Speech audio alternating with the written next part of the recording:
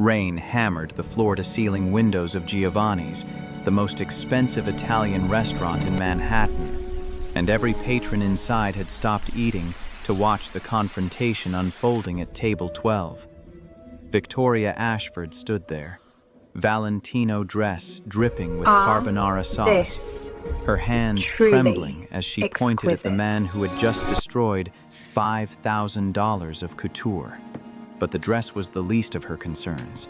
The recognition hit her like a physical blow. She knew this face, the sharp jaw, the green eyes wide with horror, the athletic build now frozen in mortification. Her voice came out as a whisper that somehow carried across the hushed dining room. "You're the one," the man from the fertility clinic waiting room, the one who said the cruelest thing anyone has ever said to me. Nathan Rivers looked up from where sauce dripped off his sleeve, his 6-year-old daughter clutching his leg in terror. The color drained from his face as memory dawned in those green eyes, and for a moment the chaos of the restaurant faded into silence. His voice was barely audible. "Oh, God. You're the ice queen who made my daughter cry." A small voice piped up from behind his legs. "Daddy, that's the sad, pretty lady from the doctor." What happened next would require understanding how these two people who clearly despised each other from that first moment ended up in a situation where Victoria would ask Nathan for something that would change both their lives forever. To understand that, the story needed to rewind 4 months to the moment when Victoria Ashford made a decision that would bring her entire carefully constructed world crashing down around her. Victoria had spent her entire 34 years building walls. Not the kind anyone could see, but the kind that kept everyone at a calculated distance. With her chestnut hair that fell in glossy waves past her shoulders, porcelain skin that had graced business magazine covers, and a figure that made designers beg her to wear their collections, she could have had anyone. That was precisely the problem. Everyone wanted something from her. Her money, her connections, her influence. Nobody had ever wanted just her. The conference room on the 47th floor of Ashford Tower felt like a temple to corporate power. 12 board members sat around the mahogany table, each one representing billions in collective wealth, and not one of them dared interrupt as Victoria reviewed the merger proposal. Her Armani suit was the color of gunmetal, her hair swept into a flawless twist, her expression revealing nothing as she turned page after page. Harold Brennan, the CFO, shifted in his seat, sweat beading at his temple despite the aggressive air conditioning. He had worked for 3 Ashford generations and had never seen anyone read contracts the way Victoria did, like a hunter tracking prey through dense forest, missing nothing. She paused on page 47. The silence stretched until it became uncomfortable. Her manicured nail tapped the paragraph once, twice. Here, section 12.4. Your projected revenue is off by 2.3%. Rerun the numbers before I sign anything. Brennan's face went pale as he double-checked his calculations. The other board members looked away, suddenly fascinated by their water glasses. "You're absolutely right, Miss Ashford. I apologize." "Don't apologize. Fix it. We reconvene at 4. They scattered like birds from a gunshot. Victoria remained seated as the room emptied, her assistant Melissa approaching with coffee on a tray that rattled slightly. The cup was set down without a word exchanged, just a nod of acknowledgement that felt more like a dismissal. Melissa retreated quickly, the door clicking shut with a sound that seemed to echo in the vast space. Victoria turned her chair toward the windows. Manhattan spread below her like a kingdom, sunset painting the skyline in shades of gold and crimson that should have been beautiful. She felt absolutely nothing. The emptiness had become so familiar that she barely noticed it anymore, like a hollow space inside her chest where something warm should have existed. Her phone buzzed. Mother, of course. The text didn't require opening to know its contents. Some variation of the same demand Helena Ashford had been making for the past 3 years. When would Victoria settle down? Produce an heir. Fulfill her duty to the family legacy. The coffee sat untouched, growing cold. Victoria's contact list showed 847 names: business partners, lawyers, investors, vendors, society acquaintances. She scrolled through the entire list twice, looking for someone she could call just to talk, someone who might care how her day had been. The search ended the same way it always did. Phone returned to the desk, the penthouse apartment waiting above like a beautifully decorated prison cell. Helena Ashford did not knock. She never had, not even when Victoria was a child, not even now when her daughter was a grown woman with her own home. The sound of heels on marble announced her arrival 3 seconds before she swept into the penthouse, mink coat and pearls, and the kind of posture that suggested steel rods had replaced her spine. The white-gloved inspection began immediately. Helena's eyes tracked across surfaces, hunting for imperfection the way a jeweler hunts for flaws in diamonds. Dust on the eastern bookshelf. "Victoria, your housekeeper is getting lazy." "Hello, Mother. I didn't know you were coming. If I needed permission to enter my daughter's home, I would have failed as a mother." Helena settled into the chair at the head of the dining table as though she owned it, which technically she did. The penthouse had been a gift on Victoria's 30th birthday, though gifts from Helena always came with invisible strings attached. Dinner appeared as if summoned by telepathy. Helena had brought her private chef, of course. The woman worked in the kitchen without making a sound, producing a meal that belonged in a Michelin-starred restaurant. The table setting was formal enough for a state dinner. Victoria sat across from her mother and felt like a child again, constantly monitored for posture, for proper fork technique, for any sign of weakness. Helena sliced her filet mignon with surgical precision. "You're 34 years old. The biological clock doesn't care about board meetings or quarterly earnings." "I'm aware of my age, Mother. Awareness without action is worthless. The Ashford family needs an heir. Find a suitable man, marry him, produce a child. In that order. It's not complicated. What if I wanted a child without a husband?" The knife came down hard enough to ring against the china. Helena's eyes went cold in a way that Victoria remembered from childhood, the look that preceded punishments delivered not in anger, but in calculated cruelty. A single mother, an Ashford, raising a child alone like some common working-class woman. You would make this family a laughingstock. Plenty of successful women do it. We are not plenty of women. We are Ashfords. This is not your life to squander on sentimental notions about modern family structures. This is my legacy, and you will not destroy it because you've suddenly developed feelings. Victoria stood, her chair scraping back. "This is my life, Mother." Helena rose as well, matching her daughter's height in her Louboutin heels. "No, this is my investment. 34 years of training, education, grooming for leadership. I will not watch you throw it away." She left without another word, the door closing with the kind of soft click that was somehow more devastating than a slam. Victoria stood alone in her penthouse, surrounded by furniture that cost more than most people's homes, and felt the walls closing in. The memory came unbidden, the way trauma always does. She was 8 years old, small hands holding a kitten she had found shivering in the alley behind their estate. The tiny thing was orange and white, eyes barely open, mewing pitifully. Victoria had smuggled it into her room, fed it milk from a dropper, named it Whiskers. For 3 days she had felt something other than fear and loneliness. She had felt needed. Helena discovered the kitten on day 4. The sounds it made had given away its hiding spot. Her mother had not yelled.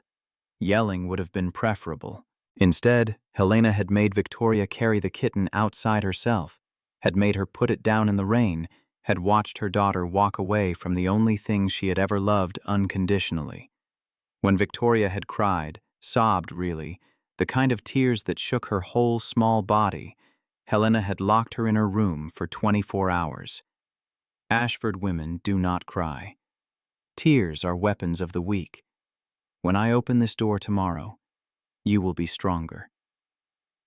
The door had opened exactly 24 hours later. Victoria had not cried since, not once in 26 years. The ability had been carefully, methodically trained out of her. The fertility clinic was white and sterile and filled with hope that felt foreign to Victoria. She sat in Dr. Patricia Simmons's examination room, hands folded in her lap, posture perfect even on the uncomfortable paper-covered table. The doctor was reviewing test results with the kind of gentle expression people used when delivering bad news to patients they pitied. Miss Ashford, the results indicate premature ovarian insufficiency. It's relatively rare at your age, but not unheard of. Victoria's voice remained steady, meaning natural conception would be extremely unlikely, less than a 5% chance. IVF could potentially help, but even that would be challenging given your hormone levels. What are my options? Dr. Simmons pulled out pamphlets with pastel colors and smiling families. IVF with donor eggs, surrogacy, adoption. There's also an increasingly popular option called intentional co-parenting. Two people agreeing to raise a child together without a romantic relationship. Legal, documented, more common than you might think. Victoria took the pamphlets without looking at them. She thanked the doctor with the polite smile she had perfected over decades of business negotiations and charity galas. In the Tesla on the way home, she finally opened the co-parenting brochure. Testimonials from smiling strangers filled the pages. My co-parent and I have raised 2 wonderful children. You don't need marriage to build a family. Her hands trembled, the first crack in her armor. The driver pretended not to notice. Victoria stared at the pamphlet and whispered to herself, barely audible over the city traffic. What if this is the only way? The thought crystallized into decision over the following week. She did not want an anonymous donor from a catalog, reduced to statistics about height and education and eye color. She did not want a surrogate who would carry her child like a rented womb. She wanted something real. A father who actually knew how to love unconditionally, who would be present, who would never make her child feel the way Helena had made her feel. Finding such a person seemed impossible until the obvious solution presented itself. Where did parents go when they needed help? Where did people demonstrate their capacity for love in the most vulnerable way possible?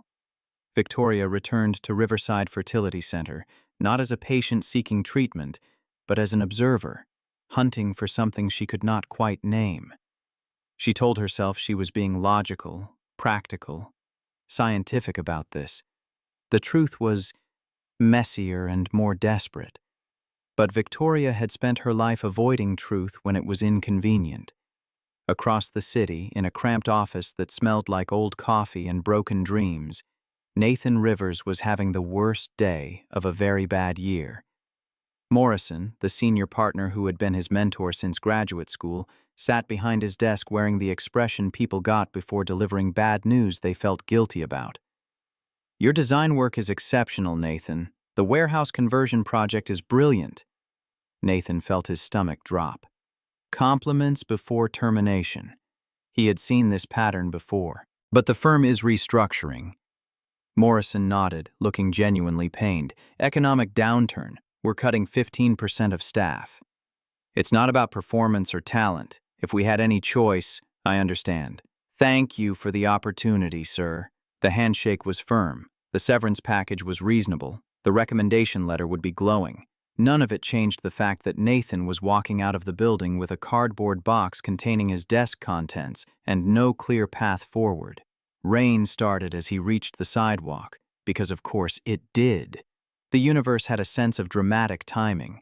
His apartment in Brooklyn was small enough that Sophie slept in the bedroom while Nathan made do with the pull-out couch. The building was old enough that the radiators clanged like church bells and the water pressure was a constant gamble. But it was home. It was theirs. The photos of Sophie's kindergarten class covered the refrigerator. Her crayon drawings decorated every available surface, and the space felt warm in a way that Victoria's penthouse never had, despite costing 100 times more. Nathan opened his laptop and faced the numbers that had been haunting him for weeks. Checking account balance, $4,200. Rent due in 3 days, $1,800. Sophie needed dental work for a cavity, 800. Groceries, utilities, subway cards, all the small expenses that added up to survival, roughly 1,000 per month. The severance package gave him 3 months of his salary, 9,000 total. Spreadsheet math said he could survive for maybe 5 months if he found work immediately and nothing went wrong. When had anything ever gone right? The walk to Sophie's school gave him 23 minutes to compose himself, to transform the fear and frustration into the smile his daughter deserved to see. PS 321 was a good public school, the kind where teachers actually cared and the principal knew every child's name. Sophie burst through the doors like a miniature tornado, blonde pigtails flying, backpack nearly as big as she was. "Daddy!" She crashed into his legs hard enough to make him stumble. The hug felt like the only thing in the world that made sense. "Hey, pumpkin, how was school?" She pulled back, green eyes bright with excitement. "We learned about families. Mrs. Patterson said to draw our family tree. Look." The paper she thrust at him showed 2 stick figures, one tall, one small, both with enormous smiling faces and hearts floating around them like balloons.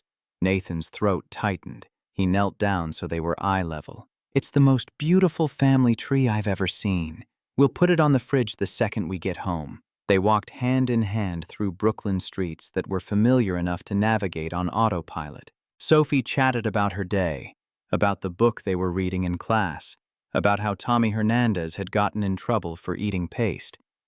Nathan listened and made appropriate sounds of surprise and interest, all while his mind churned through possibilities for employment, for money, for any way to keep their small, safe world from collapsing. "Daddy, why don't I have a mommy like Emma does?" The question came out of nowhere, as children's questions often did. Nathan stopped walking and knelt again, meeting those innocent eyes that trusted him to have answers for everything. Some families have mommies and daddies. Some have just mommies. Some have just daddies. The important thing is love, not how many people there are. "Do you love me more than anything in the entire universe?" Sophie threw her arms around his neck. "Then we're the best family." Nathan blinked back the tears that would have worried her. "The absolute best family in the world." Dinner was spaghetti because pasta was cheap and filling. Nathan made Sophie's plate first, generous portion with extra sauce the way she liked it. His own plate got half as much. She did not notice the discrepancy, too busy telling him about the science project they would start next week. He watched her eat and felt the fierce protective love that had defined his existence since the day she was born.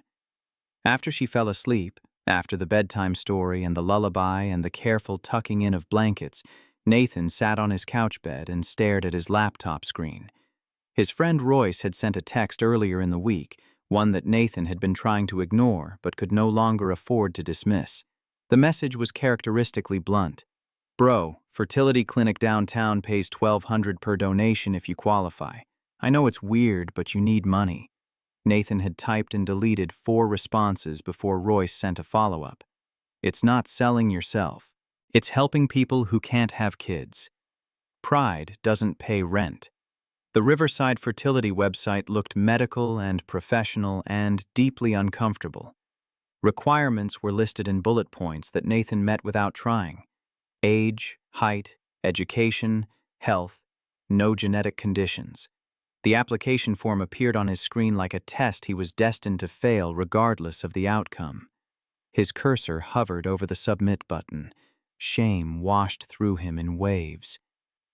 What kind of father could not even provide basic necessities? What kind of man had to resort to this? But then he looked toward Sophie's bedroom, heard her gentle breathing through the thin wall, and knew the answer. The kind of father who would do anything, sacrifice anything, endure any humiliation to keep his daughter safe and fed and loved. He clicked submit before he could change his mind. The confirmation email arrived 30 seconds later. "Thank you for your application. Your appointment is scheduled for Tuesday at 2 p.m. The words seemed to burn themselves into his vision. There was no going back now. Tuesday arrived with the inevitability of a dental appointment. Nathan wore his only suit, the one from his brother's wedding 4 years ago that was slightly too tight in the shoulders and showed wear at the cuffs. Sophie was supposed to be with Mrs. Eleanor Hartley, their neighbor who watched her sometimes in exchange for Nathan fixing things around her apartment. But Mrs. Hartley's grandson had gotten sick, and she had called that morning with profuse apologies and genuine distress, which was how Nathan ended up walking into Riverside Fertility Center with a 6-year-old in tow, feeling like an imposter in a world he did not belong to. The clinic screamed expensive in ways both obvious and subtle. Marble floors, designer furniture, fresh orchids on every surface.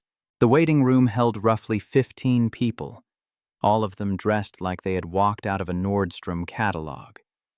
Wealthy couples flipped through donor books like they were browsing vacation destinations. Well-groomed women reviewed profiles with the concentration of people making important purchases.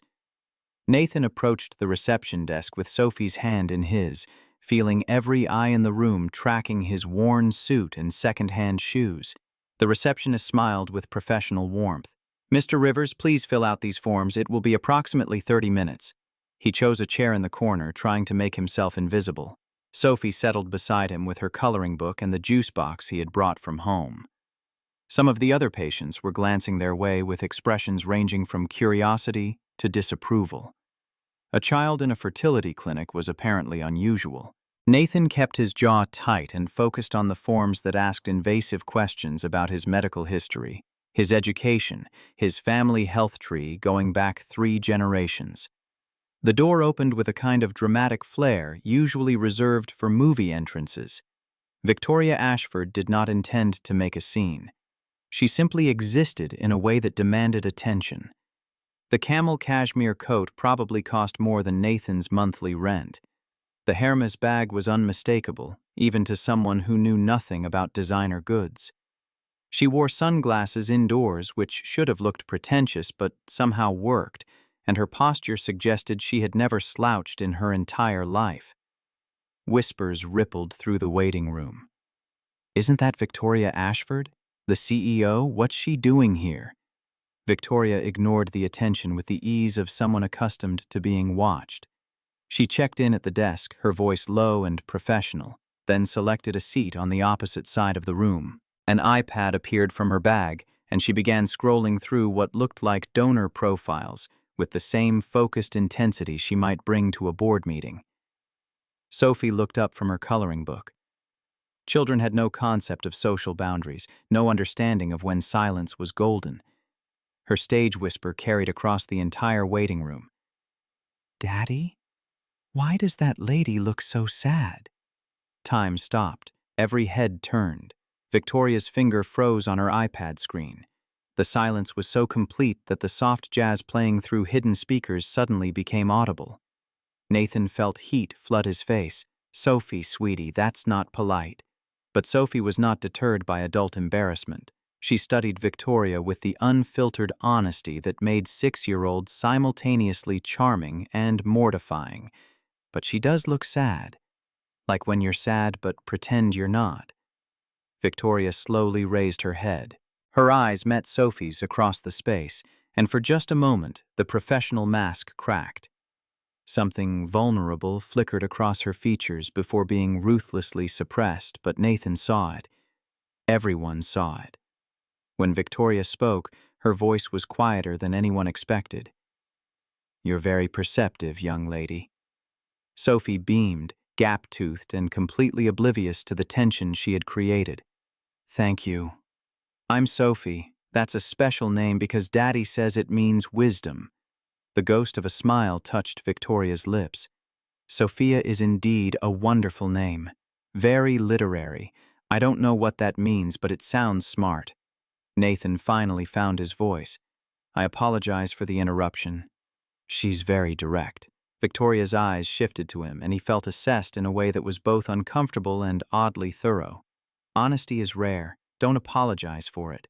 She returned to her iPad, but Nathan noticed she was not actually reading anymore. Her eyes had gone distant, focused on something internal rather than the screen in front of her. Sophie went back to her coloring, humming tunelessly, the moment already forgotten in the way children forgot things that adults would replay for years. The crayon rolled off Sophie's lap and across the floor with the determination of an object obeying Murphy's Law. It came to rest directly beside Victoria's Louboutin heel, red sole unmistakable, probably worth more than Nathan's entire shoe collection. Sophie hopped up immediately, manners overriding shyness. "Excuse me, miss." Victoria looked down at the small blonde girl suddenly standing beside her. Something in her expression shifted, softened in a way that suggested she was not accustomed to children, but was not entirely immune to their charm. She picked up the crayon and offered it with the kind of careful courtesy usually reserved for adults. "Here you go." Sophie took it, and then, because she was 6 and had not yet learned to filter compliments, blurted out her thoughts. "You have really pretty hair, like a princess." The smile that crossed Victoria's face was genuine and gone almost before it appeared. "Thank you, Sophie. Your hair is beautiful, too. That color is lovely." Sophie ran back to Nathan, her whisper still loud enough for half the room to hear. "Daddy, she's nice and so pretty." Nathan felt his embarrassment reach new heights. "Sophie," inside voice. But Victoria was watching them now with an expression Nathan could not quite read. Interest, maybe. Curiosity. Something that looked almost like longing. The nurse appeared in the doorway, clipboard in hand. "Mr. Rivers, we're ready for you." Nathan stood, lifting Sophie into his arms. The nurse's smile faltered slightly. "Oh, I'm sorry. Children can't come into the examination areas." Panic must have shown on his face. He had no backup plan, no one to call, no way to leave Sophie alone in a waiting room full of strangers. His mind raced through impossibilities, trying to find a solution that did not exist. Victoria heard herself speak before she fully understood what she was doing. "I can watch her if that's acceptable." The entire waiting room seemed to inhale simultaneously. Nathan stared at her like she had spoken in a foreign language. The nurse looked equally surprised. Victoria felt as shocked as anyone by the words that had just come out of her mouth, but she did not take them back. Nathan hesitated, every protective instinct warring with desperate necessity. "I couldn't ask you to—" "You didn't ask," I offered. "I'm simply sitting here reading. It's no imposition." Sophie was already wiggling down from her father's arms, clearly delighted by this turn of events. "Can I, Daddy, please? She's really nice." Nathan looked between his daughter and this stranger who had just volunteered to watch her. Victoria met his eyes and tried to project trustworthiness, competence, safety, all the things she had spent her career convincing boardrooms she possessed. Finally, he nodded. "Just 15 minutes. Please be on your very best behavior, Sophie." "I will. I promise." The nurse led Nathan away, and suddenly Victoria was alone with a 6-year-old who looked at her with complete trust and zero fear. The silence stretched for approximately 5 seconds before Sophie filled it with the enthusiasm of someone who had never met an awkward pause. "I'm 6 3/4. I like unicorns and also dinosaurs." "Do you like dinosaurs?" Victoria realized she had not actually thought about dinosaurs in roughly 3 decades. "I haven't considered them recently." "You should. They're really cool. Except they're all dead now. That's sad." Sophie pulled her coloring book onto her lap and flipped through pages. "This is my family. See, that's Daddy and that's me. We have big smiles because we're happy." The drawing was typical child art. Stick figures with circles for heads and triangles for bodies. But the smiles were indeed enormous, and little hearts floated around both figures like confetti. Victoria stared at it longer than was probably normal. "Where's your mother?"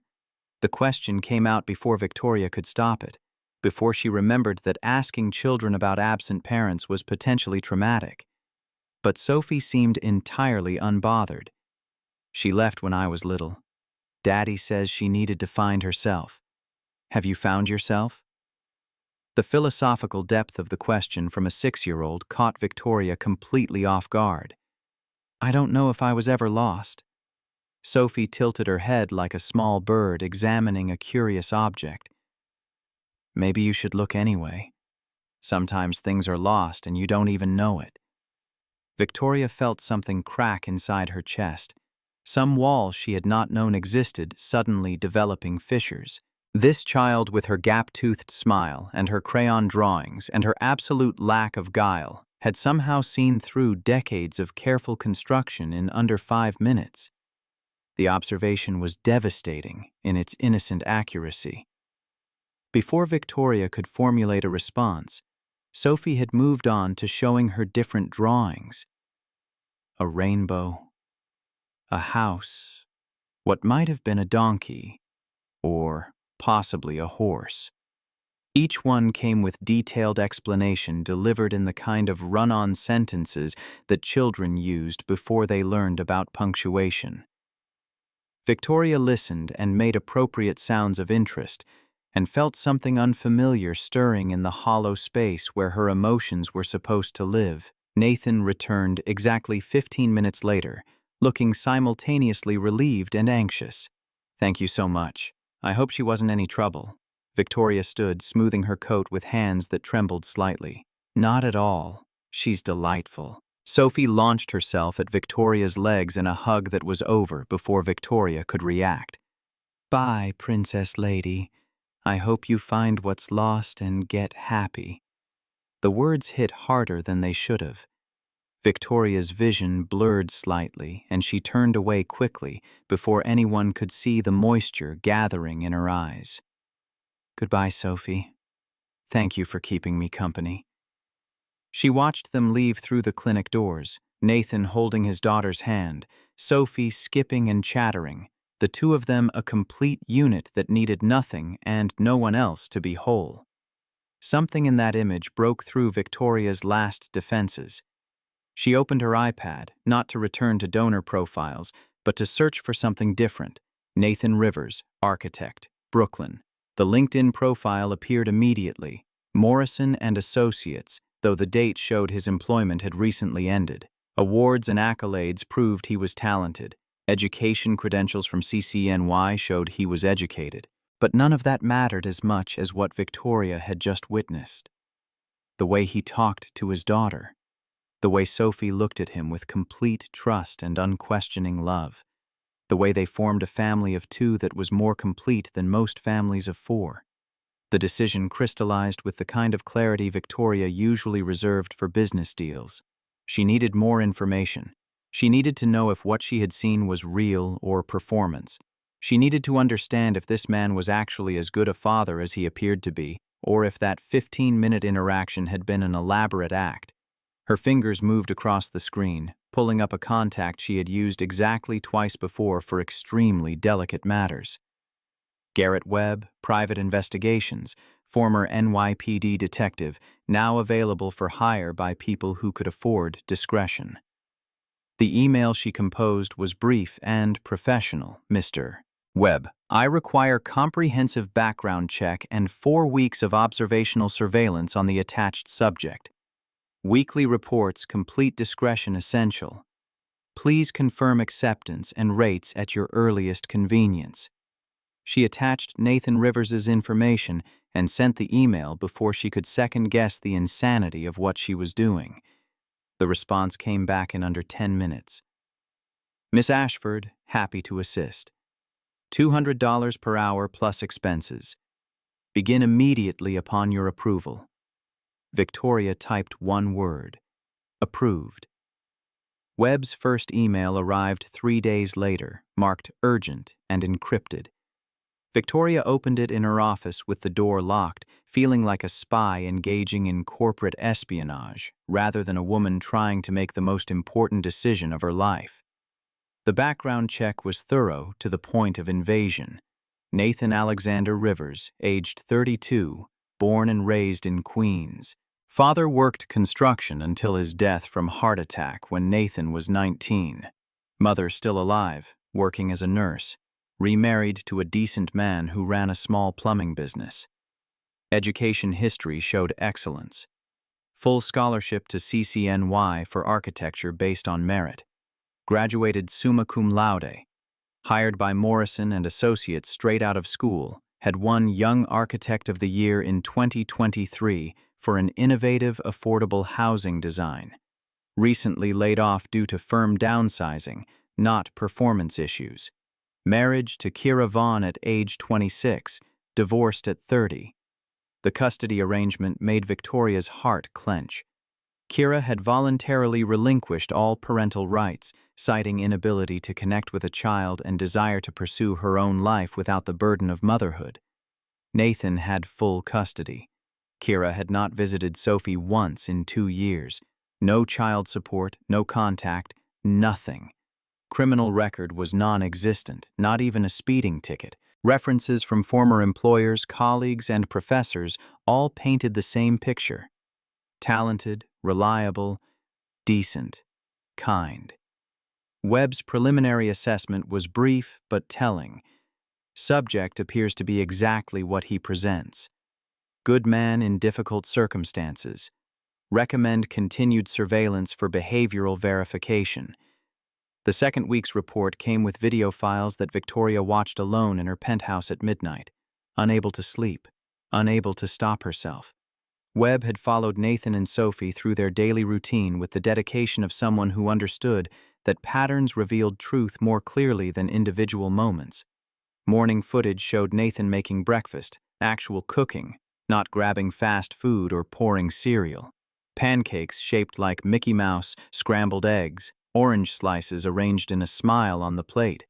Sophie chattering while he worked, him listening and responding and clearly enjoying the conversation despite the early hour. The walk to school was filmed from a distance. Nathan held Sophie's hand the entire way, never checking his phone, never distracted. They talked constantly, his head bent down to hear her better, her animated gestures suggesting she was telling a story that required full-body illustration. Afternoon pickup showed the same pattern. Every day, 3:30 exactly, Nathan was at the school gates.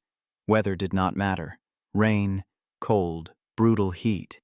He was there, and every day, Sophie's face lit up like someone had turned on a switch when she saw him. The playground footage was what undid Victoria completely. Sophie attempting to climb the monkey bars, struggling, starting to fall. Webb's camera caught Nathan's reaction in perfect detail. The instinct to run forward checked after 2 steps.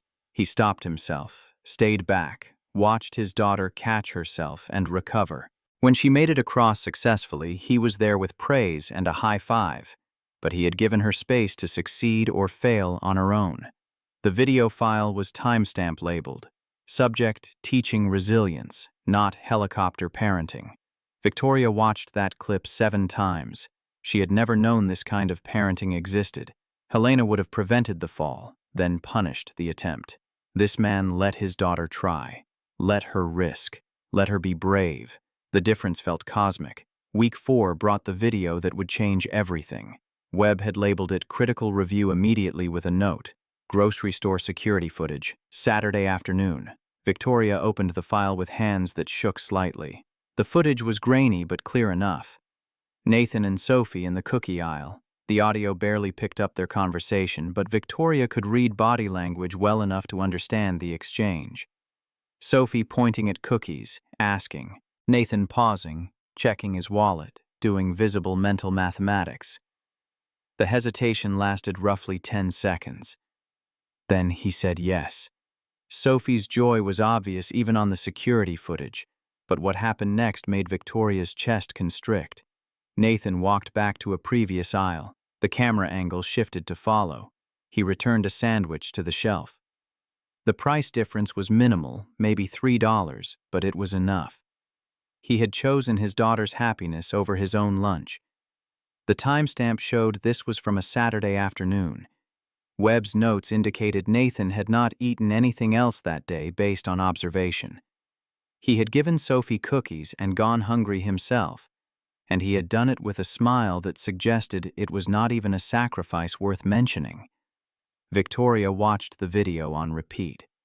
She sat in her penthouse office, surrounded by luxury that could have purchased that entire grocery store, and something inside her broke. not sad tears.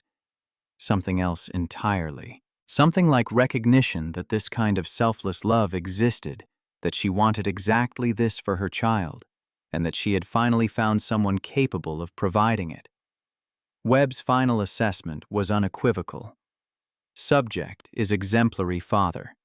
Sacrifices personal needs for child's well-being without resentment. Maintains positive attitude despite significant financial stress. Daughter is thriving under his care. If client's intention is to evaluate subject as potential father figure, he exceeds all reasonable standards. Recommend proceeding with whatever plan you have in mind. This is the real deal. Victoria picked up her phone and dialed Webb's number directly. He answered on the second ring. Webb, I need his phone number. Personal cell if you have it. There was a pause. Miss Ashford, what exactly are you planning to ask him? Something that will sound completely insane. Victoria's voice was steady despite the magnitude of what she was about to do. I'm going to ask him to be the father of my child. Webb's chuckle was warm through the phone line. This is about co-parenting, isn't it? 30 years as a detective teaches you to read between lines. You're looking for a father for your future child, and you just spent 4 weeks confirming what you knew in your gut after watching him 15 minutes in that clinic. Victoria was surprised enough to be honest. Disturbingly close. For what it's worth, if I had a daughter looking for a co-parent, I'd approve of this guy. Sending contact information now. Good luck, Miss Ashford. Something tells me you're about to need it. The text message arrived with Nathan Rivers' phone number. Victoria stared at the digits on her screen for 10 full minutes, composing and deleting messages in her head. Everything she tried sounded either too formal or too casual, too presumptuous or too vague. How did one approach a complete stranger with a proposition to co-parent a child that did not yet exist? What words made that sound rational instead of deranged? Finally, she typed the simplest version she could manage. Mr. Rivers, this is Victoria Ashford from Riverside Clinic. I have a proposition that will sound insane. Will you meet me to discuss? Her finger hovered over send. This was the point of no return. Once she transmitted these words into the digital universe, there was no pretending she had not crossed a line from eccentric to potentially unhinged. But the alternative was returning to donor catalogs, to surrogates, to raising a child alone while being haunted by the knowledge that something better existed. She thought of Sophie's gap-toothed smile. She thought of Nathan sacrificing his lunch for cookies. She thought of her own childhood, locked in rooms to learn strength, and knew with absolute certainty that she wanted the exact opposite for her child. Victoria pressed send before courage failed her. The response came 30 seconds later. Who is this, and how did you get this number? Victoria had forgotten that normal people did not expect random texts from billionaires they had met once in a waiting room. She typed quickly, trying to sound less like a stalker. The woman whose daughter your child spoke to at the fertility center.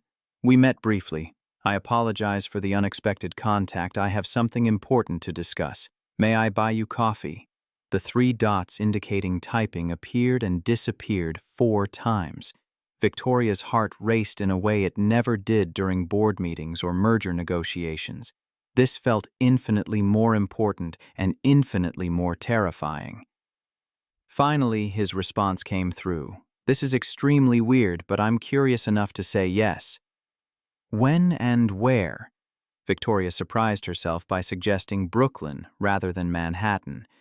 Rosie's Diner, Court Street. Tomorrow, 2 p.m. That works. How will I know it's not some kind of elaborate scam? Despite everything, Victoria smiled.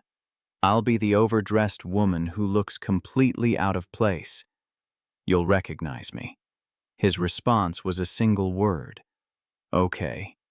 Victoria set down her phone and stared out at the Manhattan skyline. She had just set in motion something that could not be undone, had just invited a complete stranger into her life based on 4 weeks of surveillance and a gut feeling that went against every logical bone in her body. Helena would call this insanity. The board would call it liability. Her lawyers would call it legal suicide. But Victoria thought of Sophie's drawing, two stick figures with enormous smiles and hearts floating everywhere, and thought maybe, just maybe, this was the sanest thing she had ever done.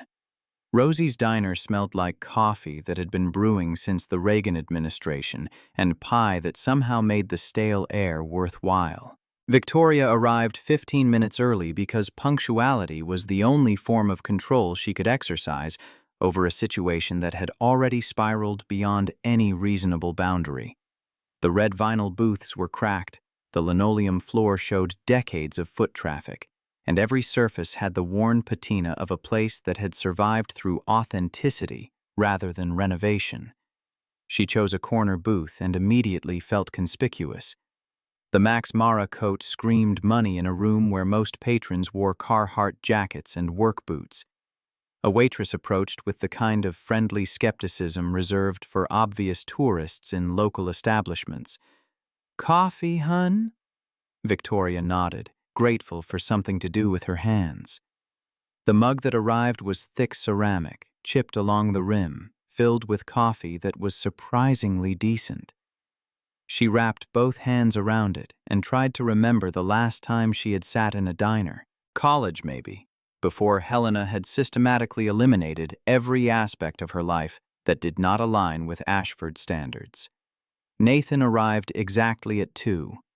Victoria realized with surprise that punctuality was something they shared. He still wore the suit from the clinic, though he had loosened the tie and there was weariness in his eyes that suggested he had spent the past 24 hours questioning his sanity.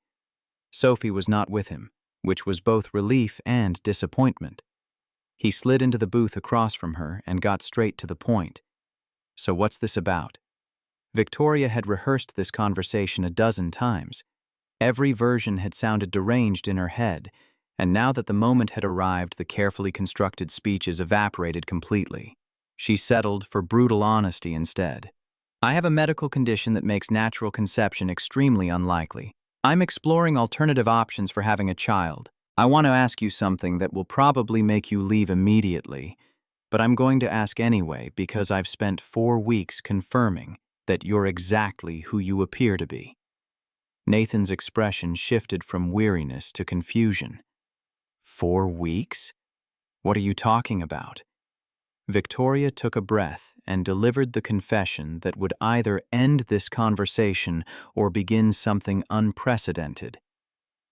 "I hired a private investigator to observe you. I know that sounds invasive and possibly illegal, and I apologize for the violation of your privacy. But I needed to know if you were genuinely the kind of father you appeared to be in that 15-minute interaction, or if it was performance." The color rose in his face, not embarrassment, but anger. His voice came out low and controlled, the kind of control that required effort. "You had me followed. You spied on my daughter. Not spied. Observed. There's a difference. There really isn't." He started to stand, and Victoria felt the opportunity slipping away like water through cupped hands. Her words tumbled out in a rush that was entirely unlike her usual measured speech. "I watched you give up your lunch so Sophie could have cookies. I watched you teach her to be brave on the playground by letting her risk falling. I watched you walk her to school every single day, regardless of weather. I saw every neighbor and teacher and friend describe you as the best man they know." Victoria leaned forward, her voice dropping to something that sounded almost desperate. "And I want that for my child. Not a catalog donor, not artificial insemination from a stranger. A real father who knows how to love unconditionally. Someone like you." Nathan sank back into the booth, not because he had decided to stay, but because the words had apparently rendered him incapable of standing. The silence stretched until the waitress reappeared with coffee for Nathan and a subtle exit strategy. "You folks need a minute?" He nodded without taking his eyes off Victoria. When they were alone again, he spoke slowly, processing implications faster than most people could process a restaurant menu. "You're serious. Completely. You want to have a baby with a stranger. I want to have a baby with someone who already understands what it means to be a parent, Someone who won't use me for money. Someone who will love our child the way you love Sophie. She paused, then added the truth that felt like exposing a wound. I was raised by a woman who believed emotions were weakness. She trained love out of me systematically, but I saw you with your daughter and I thought maybe I could learn. Nathan ran both hands through his hair, a gesture that suggested he was trying to physically reorganize his thoughts. This is insane. You realize that, right? Yes. You're a billionaire. You could have anyone. Anything. Why would you possibly want this arrangement with someone like me? Because everyone else wants something from me. You're the first person I've met in years who looked at me like I was just another person in a waiting room. Not an opportunity, not a transaction, just someone who happened to be there. He studied her with an intensity that made Victoria want to look away, but she forced herself to hold his gaze. What's in it for me? The question came out blunt, almost aggressive. You said you'd cover expenses, but that sounds like charity. I don't take handouts. Victoria had anticipated this objection. It's not charity. It's investment in our child's well-being.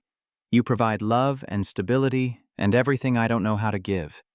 I provide financial security and resources and everything you're currently struggling to maintain alone. We each bring what the other lacks. She leaned forward slightly, dropping some of the formal armor. And if we can't stand each other, then we're no worse off than millions of divorced parents who manage to co-parent successfully despite mutual dislike. I'm not asking you to love me, Mr. Rivers. I'm asking if you'd be willing to love a child we create together. If you'd let me learn how to do the same by watching you. Nathan picked up his coffee mug but did not drink from it, just held it like an anchor to reality. I need time to think about this. This is a lot. Of course. Take whatever time you need. Victoria pulled a business card from her bag and slid it across the table. My personal cell is on there. Call when you're ready to talk again. Or don't call if you decide this is too much. I'll understand either way.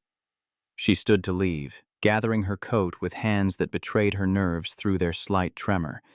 Nathan noticed, and something in his expression softened marginally. Miss Ashford, for what it's worth, I don't think you're as incapable of love as you believe you are. Anyone who would go through this much effort to find the right person to help raise their child clearly cares deeply about doing it right. The observation hit harder than any business critique Victoria had ever received. She managed a small nod and left before emotion could compromise the composure she had barely maintained throughout the conversation. The call came 3 days later at 11 p.m. Victoria was reviewing quarterly reports when her personal phone buzzed.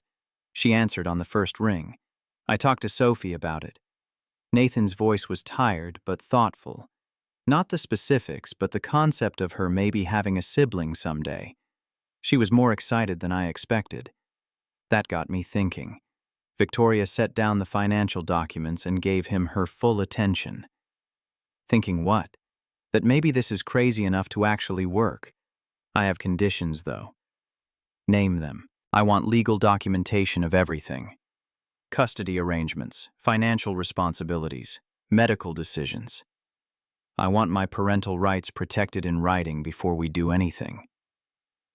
Agreed. I'll have my attorney draft a contract this week, and I don't want charity disguised as child support.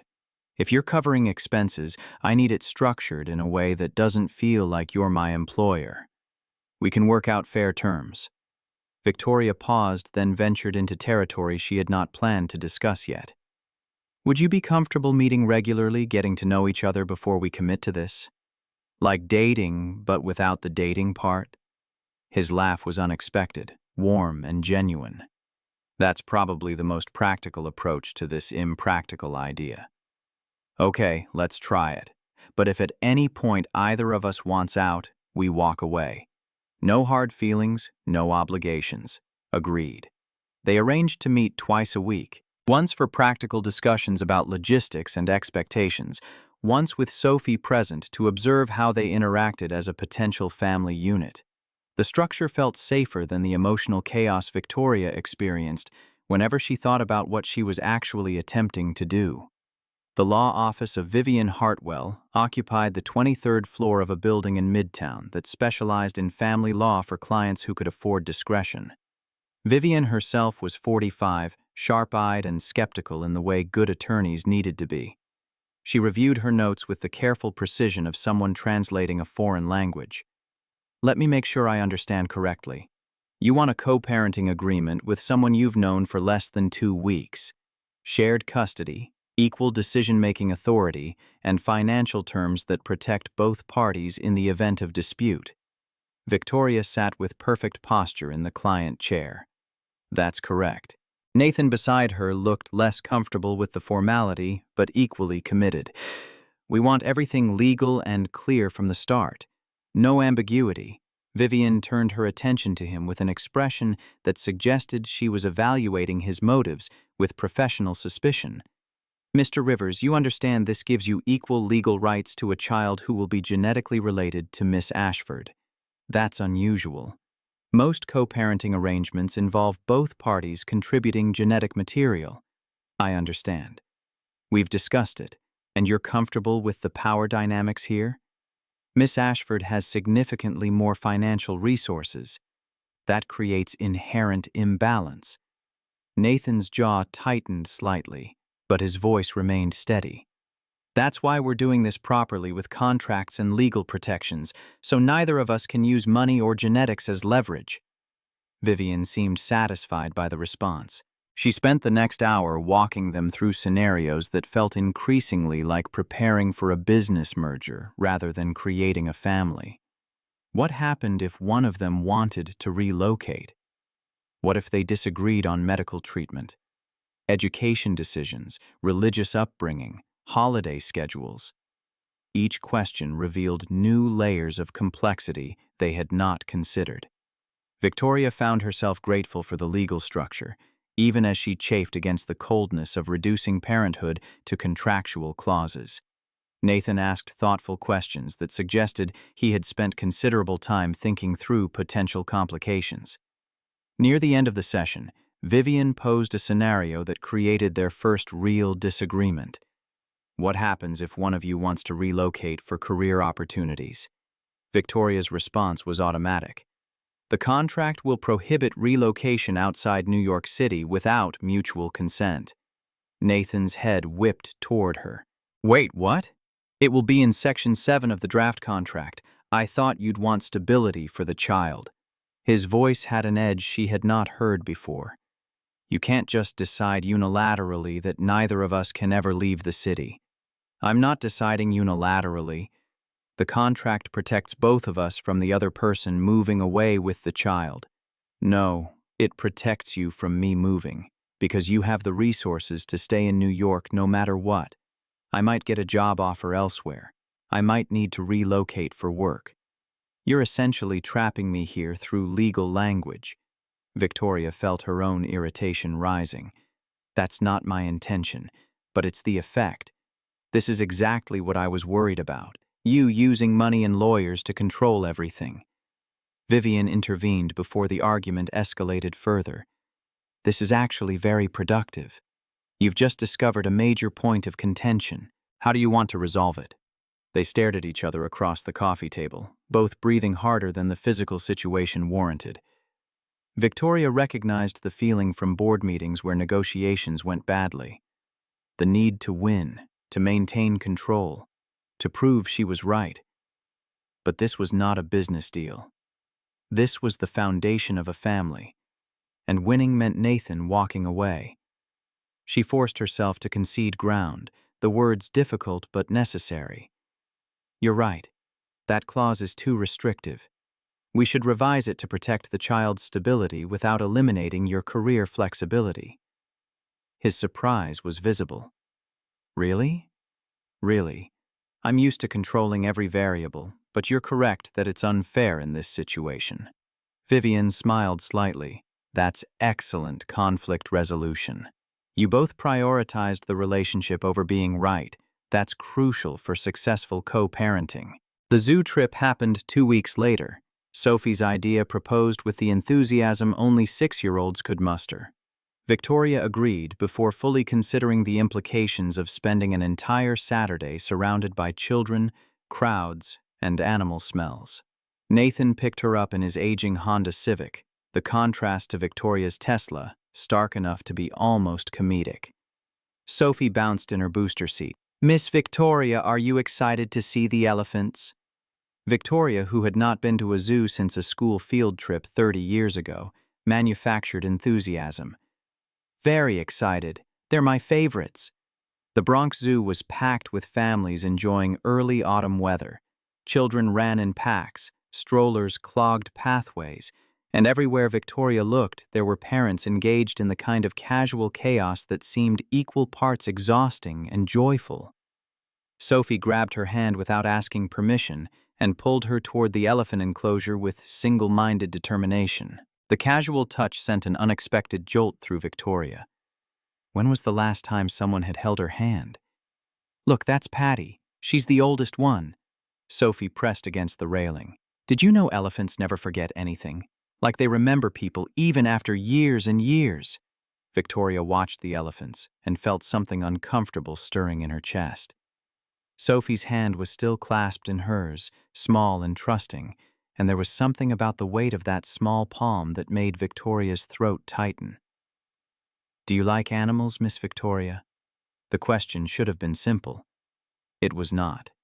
Helena's voice echoed in her head. "Ashford women don't waste sentiment on animals." But Sophie was looking up at her with those green eyes full of hope and curiosity, and Victoria found herself being honest in a way that felt dangerous. "I think I do. I've never really given myself permission to find out." Sophie processed this with the seriousness she brought to all confusing adult statements. "That's sad. You should find out. Trying things is how you learn about yourself." They moved through the zoo at Sophie's pace, stopping at every exhibit for extended observation. At the penguin house, Sophie provided backstories for each bird. At the monkey enclosure, she did impressions that made other children laugh. At the butterfly pavilion, she stood completely still while a monarch landed on her shoulder, and her face radiated wonder so pure that Victoria had to look away, the intensity of the child's joy almost painful to witness. "You're doing great." Nathan's voice was quiet as they fell behind Sophie slightly. "I'm not doing anything, just following her around. That's more than you think.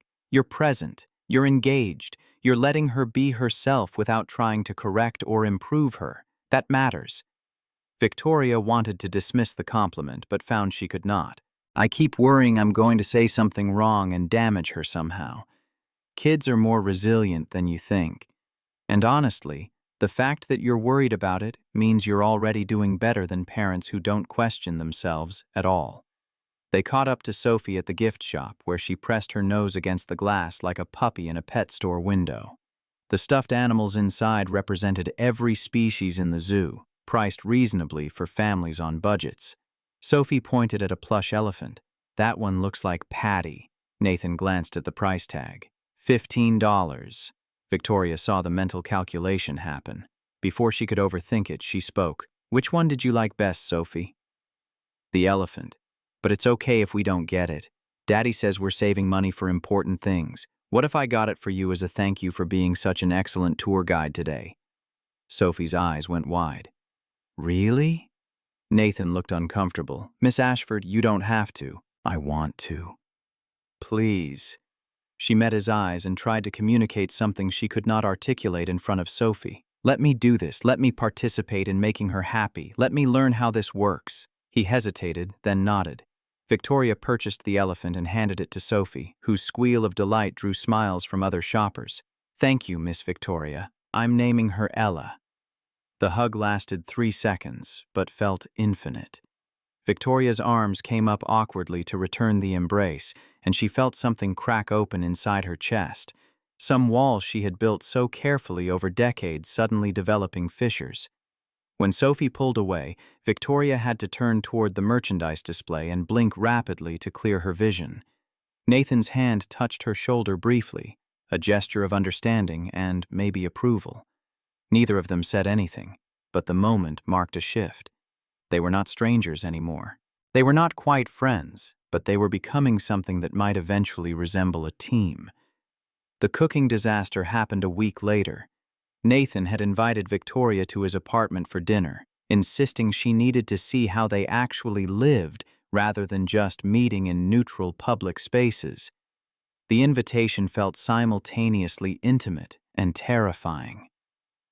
The apartment was exactly what Victoria expected. Small, cluttered, lived in. Toys occupied every surface. Artwork covered the refrigerator in layers. It smelled like old building and something sweet that might have been Sophie's shampoo. The space was probably a fifth the size of Victoria's walk-in closet. It was also the warmest place she had been in years. Dinner was supposed to be simple. Spaghetti with homemade sauce, garlic bread, salad. Nathan insisted on cooking everything from scratch. Sophie was assigned sous chef duties, which she took seriously despite being barely tall enough to reach the counter on her step stool. "Miss Victoria, you can help too. You can cut the tomatoes." Victoria accepted the knife like it might explode. Her cooking experience was limited to reheating takeout and operating an espresso machine. Sophie offered instructions with the confidence of someone who did this regularly. "You cut them in chunks, not too small. We want tomato-sized pieces." The resulting chunks were uneven, but Sophie praised them anyway. Perfect. Nathan worked at the stove, managing 3 pots simultaneously while answering Sophie's constant questions, and somehow making everything look easier than it was. Victoria felt useless and out of place, overdressed in cashmere among people wearing jeans and old t-shirts, wielding a knife like a surgical instrument among people for whom cooking was daily routine. The juice incident happened during sauce preparation. Sophie was pouring herself apple juice from a container too large for her hands. Victoria saw the disaster unfolding in slow motion but did not react fast enough. The container tipped, sending juice across the counter and directly onto Victoria's cashmere sweater. Cold liquid soaked through expensive fabric immediately. Sophie froze, juice container still in hand, face crumpling in horror. Nathan turned from the stove, taking in the situation, and Victoria saw him brace for her reaction. Every instinct screamed to express frustration. The sweater was $400. The juice was sticky and would probably stain. This was exactly the kind of chaotic mess that Helena had trained out of her. Ashford women did not tolerate carelessness, but Sophie's face stopped her cold. The little girl looked terrified, anticipating yelling or anger or rejection, and Victoria realized with sudden clarity that her reaction right now would determine whether Sophie ever trusted her. This was a test she had not known she was taking. She knelt down to eye level, ignoring the juice dripping onto the floor. "Hey, sweetie, it's okay. Accidents happen to everyone.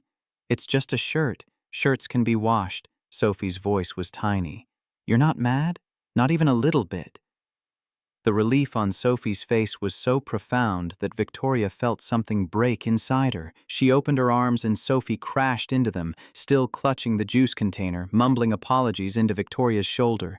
I'm sorry, I didn't mean to. I know you didn't. It's really okay." Victoria held her, this small person who smelled like kid shampoo and juice, and felt tears she could not quite suppress gathering in her eyes. When Sophie pulled back, Victoria stood and found Nathan watching her with an expression she could not interpret. That was exactly the right thing to do. His voice was rough. "What else would I have done?" Yelled, gotten angry, made her feel bad about a mistake. He paused. "My ex-wife would have yelled. She always yelled when Sophie made messes." The comparison felt significant somehow. After Sophie was in bed, Nathan and Victoria sat on the couch with coffee. The dishes done. The apartment quiet in the way places became after children were asleep. The distance between them felt smaller than it had that first day at Rosie's diner. "You were really good with her tonight." Nathan's voice was quiet, almost tentative. "Not just the juice thing. All of it. You're more natural at this than you think you are. I'm terrified every second that I'm doing it wrong. That's what makes you good at it. The parents who think they have all the answers are usually the ones screwing up their kids." He studied her over his coffee mug. "Can I ask you something personal? You're considering having a child with me. I think personal questions are reasonable. What happened with your mother? I know you mentioned the kitten thing, but it feels like there's more." Victoria stared into her coffee and considered deflecting. She was good at deflection. But Nathan had let her into his home, had let her hold his daughter when juice spilled, had trusted her with the most precious thing in his life. That deserved honesty in return. "My mother is Helena Ashford. If you've read business news, you've probably seen her name. She built Ashford Industries from inheritance into empire through sheer force of will and absolute refusal to show weakness. Emotions were tools to be exploited in others and eliminated in herself. She raised me the same way." Nathan's voice was gentle but firm. "That's abuse, Victoria. You know that, right?" The validation was unexpected and overwhelming. "I know it wasn't healthy, but abuse feels like too strong a word. She provided everything I needed. Except love. Except emotional support. Except permission to be a person instead of a business asset." His observation landed with the weight of truth Victoria had been avoiding her entire life. "I'm worried I'll be like her. That I'll damage our child the way she damaged me." "You won't. How can you possibly know that? Because you're here. Because you're trying to learn. Because you spent 4 weeks researching me to make sure I was good enough to be the father. Your mother would have just hired someone and never questioned whether they were capable of love. You're already different." The words settled into spaces Victoria had not known were hollow. She wanted to believe him, wanted to trust that intention and effort could overcome programming that had been embedded since childhood. They talked until midnight, conversation flowing easier than it had during any of their planned meetings. When Victoria finally left, standing in the doorway with her juice-stained sweater and her hair completely fallen out of its professional twist, Nathan smiled at her with genuine warmth. "Same time next week? Absolutely." The friendship deepened over the following weeks through accumulated small moments. Coffee meetings turned into lunch meetings. Formal discussions about contracts gave way to actual conversations about books, music, childhood memories. The late-night phone calls started organically. Victoria would find herself unable to sleep at 3 a.m., and her thumb would dial Nathan's number before conscious thought intervened. The first time she almost hung up before he answered, certain she was crossing a line. His voice was groggy. "Hello? I'm sorry, I shouldn't have called. Go back to sleep. Victoria, what's wrong?" The grogginess disappeared, replaced by alert concern. "Nothing's wrong. I just can't sleep. I keep thinking about whether I'm capable of being the parent our child will need. Want to talk about it?" They talked until sunrise. Victoria admitted fears she had never voiced.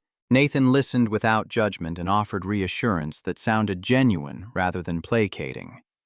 The calls became regular occurrences, sometimes Victoria initiating them, sometimes Nathan. They talked about everything, and somewhere in those conversations, friendship evolved into something neither of them had anticipated or planned for. The thunderstorm that changed everything arrived on a Thursday evening in October. Victoria was at Nathan's apartment reviewing baby-proofing catalogs. They had officially decided to move forward, and the reality was beginning to feel tangible. Sophie had been in bed for 20 minutes when the first crack of thunder rattled windows. The little girl appeared in the doorway seconds later, eyes wide with fear, clutching her stuffed elephant Ella. "Daddy!" Nathan stood immediately. "Hey, Pumpkin, it's just thunder." Another crack, closer this time. Sophie yelped and instead of running to her father, ran to Victoria. The choice was instinctive, unconscious, and it caught everyone by surprise. Small arms wrapped around Victoria's waist, face buried against her stomach. "I'm scared." Victoria froze. Every instinct screamed that she was unqualified for this moment. But Sophie was trembling, and thunder crashed again, and there was no time to overthink. Her arms came up slowly, awkwardly, wrapping around the small shoulders. "You're safe, sweetie. I've got you." Sophie burrowed closer. Victoria looked helplessly at Nathan, who was watching with an expression that suggested this moment meant something significant. A melody surfaced from memory, something her nanny had sung when Victoria was very small, before Helena had decided the woman was too affectionate and dismissed her. The words came back haltingly, French lyrics from a lullaby about the moon and stars and being safe through the night. Victoria sang quietly, voice rough from disuse, but strengthening as the verses continued. Sophie's trembling slowed. The thunder seemed less frightening with someone holding her, singing to her, making her feel protected. When she finally pulled back to look up at Victoria, her eyes were wet, but no longer terrified. That was pretty. What language was that? French. It's a song someone used to sing to me when I was your age. Will you sing it to my baby brother or sister? The question punched through Victoria's carefully maintained composure. You want me to? Yeah. It made me feel safe. Babies should feel safe too. Sophie yawned, the storm forgotten, and allowed Nathan to carry her back to bed. Victoria remained on the couch, still feeling the phantom weight of child arms around her waist. When Nathan returned, he sat beside her without speaking for a long moment. You're a natural at this. His voice was quiet, almost awed. I don't think you believe it yet, but you are. I didn't know what I was doing. That's what everyone feels. You think I knew what I was doing when Sophie was born? I was terrified. Still am sometimes, but you do it anyway. And eventually instinct kicks in. He shifted slightly closer, and suddenly the air between them felt charged with possibility. The fact that she came to you instead of me, that's huge. She trusts you completely. I didn't expect it to feel like this. Like what? Like I matter. Like I'm not replaceable. Like someone needs me for something other than business decisions or money. Understanding flooded Nathan's expression. He reached out slowly, giving her time to pull away, and took her hand. The gesture was simple, but the warmth of palm against palm sent electricity up Victoria's arm. You matter, Victoria, not because of what you can provide or what you can do, just because you're you. The words undid her. Tears spilled over, despite her best effort to control them, and Nathan pulled her into a hug that felt nothing like business partnership and everything like human connection. Victoria let herself be held, let herself cry, let herself experience comfort she had not known she needed. When they pulled apart, faces were too close, breath mingling, something dangerous sparking between them. Nathan's hand came up to cup her cheek, and Victoria leaned into the touch like a plant seeking sunlight. We shouldn't. His words contradicted the way his thumb stroked her cheekbone. Definitely not. Neither of them moved away. The timer on the oven saved them, the beep shattering the moment. They separated quickly, both slightly flushed, neither quite meeting the other's eyes. The rest of the evening was marked by careful distance and overly polite conversation. The denial phase lasted 3 weeks. Victoria threw herself into work, attended charity functions, filled her schedule so completely that she barely had time to think. But she thought about Nathan constantly. His laugh, his patience with Sophie, the way he had held her through tears without making her feel weak. The confession came on a rainy night in early November. They had fallen into the habit of evening walks after Sophie was asleep, Nathan using a baby monitor app while they circled his block. Rain had started unexpectedly, and they took shelter under a bodega awning, pressed close together. Nathan spoke first, voice low. This isn't just about co-parenting anymore, is it? Not a question. A statement of fact that Victoria could not deny. No, it's not. When did it change for you? The thunderstorm, I think. When Sophie ran to me and I realized I would do anything to keep her safe. And then later when you held me and I felt like I could actually be okay. She looked at him, finally admitting what she had been denying for weeks. I'm falling for you, Nathan. I don't know how to stop it, and I'm terrified it's going to ruin everything. His hand found hers in the space between them. I'm terrified too, because if this goes wrong, it's not just you and me who get hurt. It's Sophie. It's our future child. The stakes are higher than any relationship I've ever had. So what do we do? I don't know. He turned to face her fully, rain misting around them, city lights reflecting in puddles. But I know that I can't stop thinking about you. I know that when you're not around, I'm counting hours until I see you again. I know that this scares the hell out of me and I want it anyway. Victoria felt something release in her chest, some final restraint giving way. We said this wouldn't happen. We were wrong.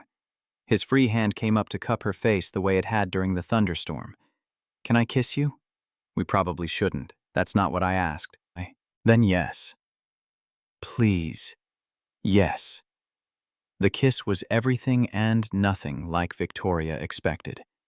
Gentle at first, tentative, both of them half expecting the other to pull away. But neither did. The kiss deepened, became something that spoke of weeks of suppressed want and the terrifying recognition of genuine connection. When they finally separated, both breathing hard, Victoria felt fundamentally changed. Oh. Her voice came out shaky. Yeah. Oh. Sophie's voice came through Nathan's phone monitor, a sleepy call for water. The moment shattered, bringing them back to their actual lives. As they walked back to the apartment, hands clasped, Victoria saw movement in a car across the street. A flash of silver hair, a face she knew better than her own. Helena, watching from behind tinted windows, face twisted in fury. Ice flooded Victoria's veins. She had been so careful, so discreet, but somehow her mother had found out. Nathan felt her go rigid. What's wrong? My mother. She's here. She saw us. His grip tightened on her hand. So, we explain. We tell her we're in a relationship. You don't understand. She'll destroy you. She'll take everything from you out of spite. Let her try. But Victoria knew better. She had seen Helena dismantle people who posed less of a threat than Nathan did. The car pulled away slowly, Helena's message clear. I see you. I know. This won't stand. Victoria's phone buzzed immediately. A text from her mother, brief and devastating. End this now, or I begin destroying everything he has. You have until I decide you've had enough time to come to your senses. Victoria left Nathan's apartment that night without another word. The image of Helena's silver hair and furious expression burned into her vision. She drove through Brooklyn streets that blurred into smears of light and shadow, her hands gripping the steering wheel hard enough to hurt. The penthouse felt like a tomb when she entered, all that expensive emptiness suddenly unbearable. Her phone lit up again with another message from Helena, this one longer and more specific about exactly what would happen if Victoria did not comply. Anonymous reports to Child Protective Services about Sophie's living conditions. Media campaigns painting Nathan as a gold digger exploiting a mentally unstable heiress. Investigations into his finances that would uncover every vulnerability. The threats were detailed enough to be credible and vague enough to be deniable. Helena had spent decades perfecting the art of destruction through 1,000 cuts rather than one obvious blow. Victoria stared at Manhattan through floor-to-ceiling windows and understood with crushing clarity that she had two choices. End everything with Nathan immediately and completely, or watch Helena systematically destroy him and Sophie while forcing Victoria to witness every moment. The decision made itself through the logic of damage control. Better to hurt them now with a clean break than let them suffer Helena's sustained campaign of destruction. Better to be alone and miserable than responsible for ruining innocent lives. The message she sent was designed to cauterize the wound quickly. This was a mistake. I'm sorry. Please don't contact me again. She blocked his number before he could respond, before she could see his confusion or pain or anger, before her resolve could weaken.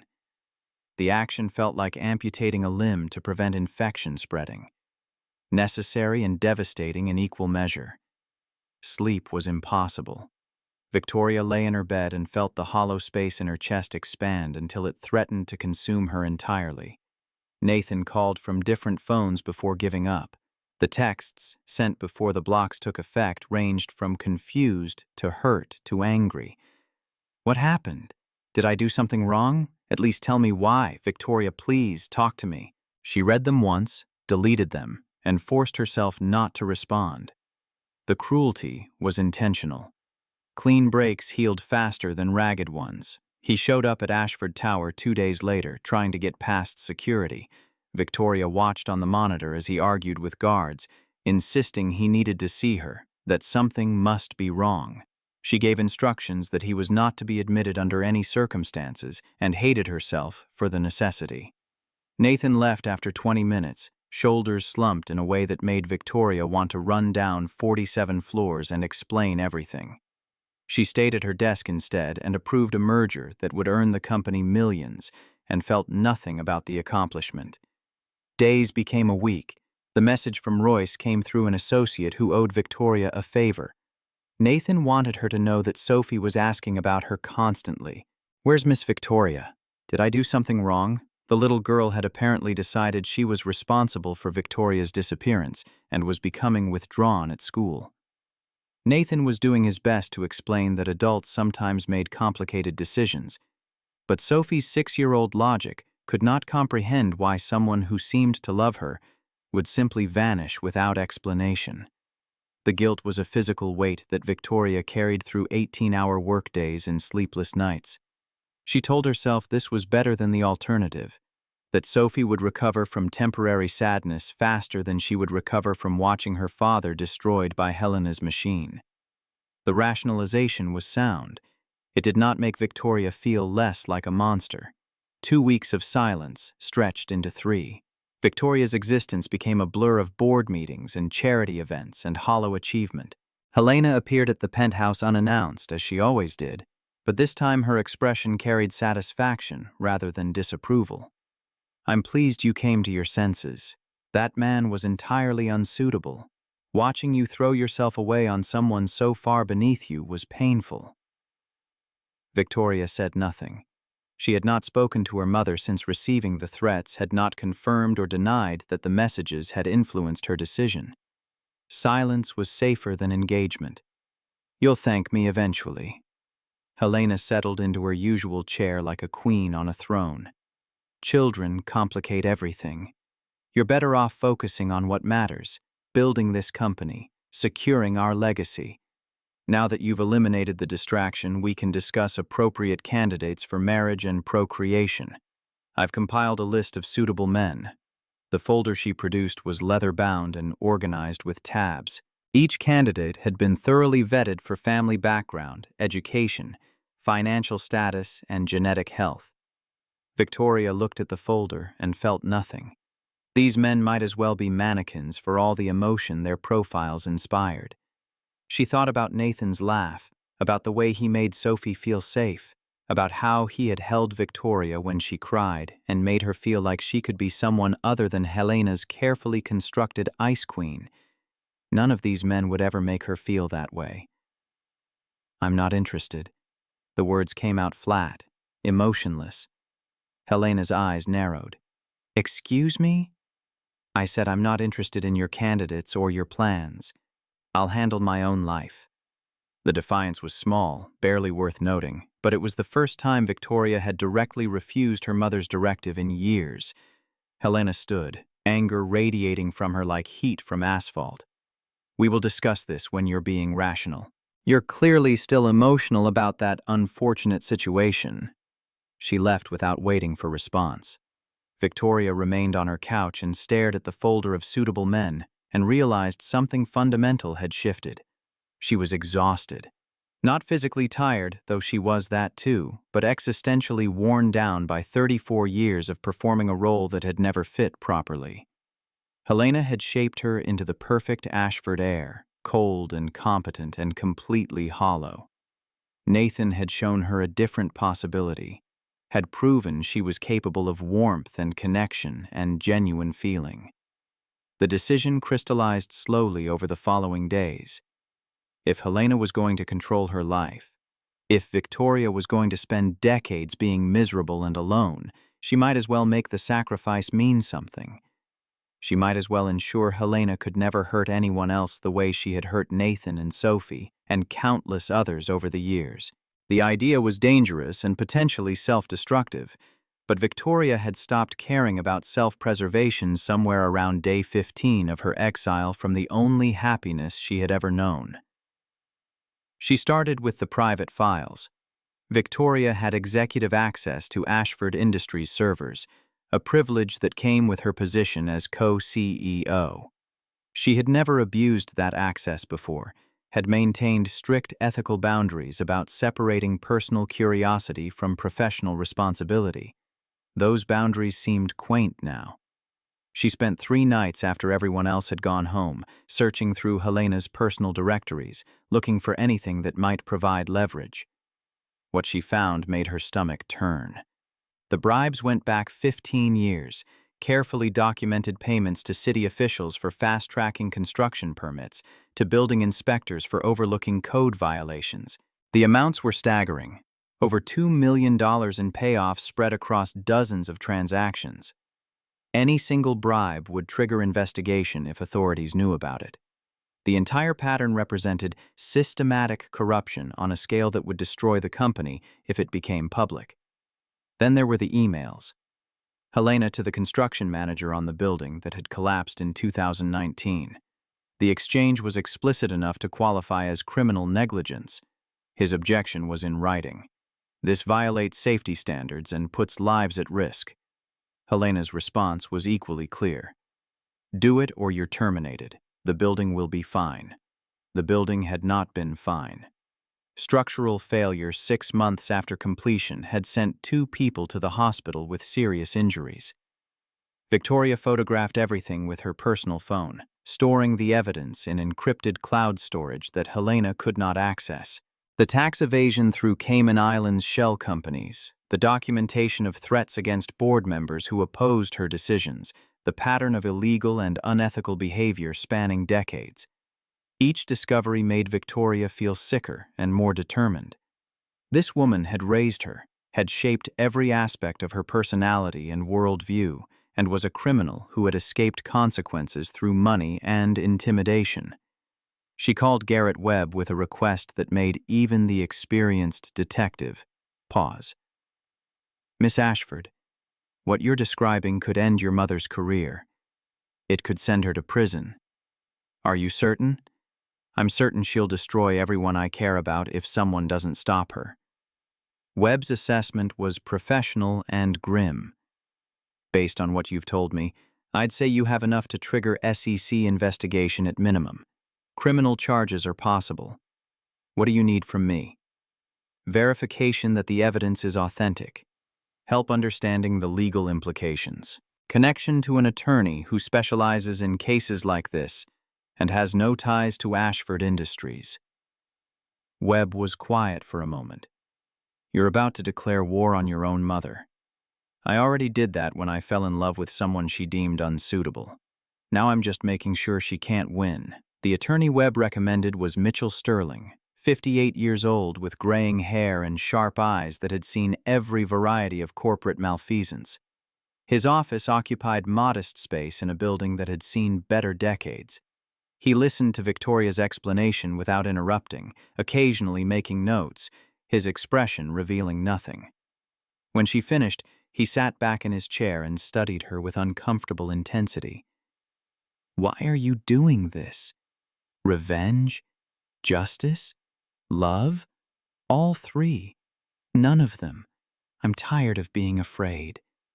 The honesty surprised Victoria herself. She had not articulated that truth before, had not realized how much of her life had been governed by fear of Helena's disapproval and punishment. Sterling nodded slowly. That's the best reason I've heard in 30 years of practice.